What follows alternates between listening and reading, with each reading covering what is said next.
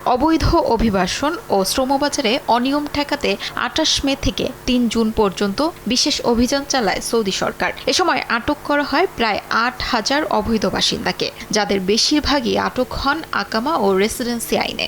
বাকিদের মধ্যে ২৫০০ সীমান্ত নিরাপত্তা আইন এবং ১,০০০-এর বেশি মানুষের রয়েছে শ্রম আইন লঙ্ঘনের অভিযোগ।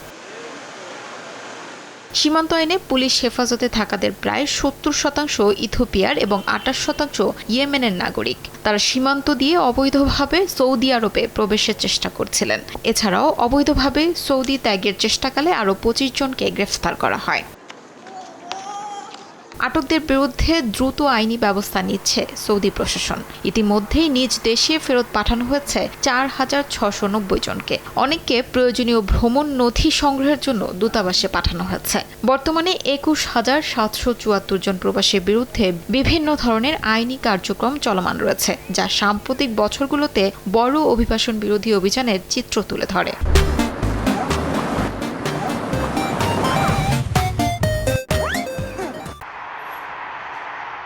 শুধু অবৈধ অভিবাসীরাই নন, তাদের সহায়তাকারীদের বিরুদ্ধেও কঠোর অবস্থানে রিয়াদ।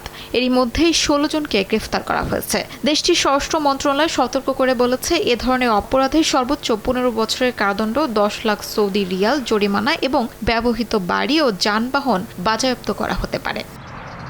শিউলি রোসা, সময় সংবাদ।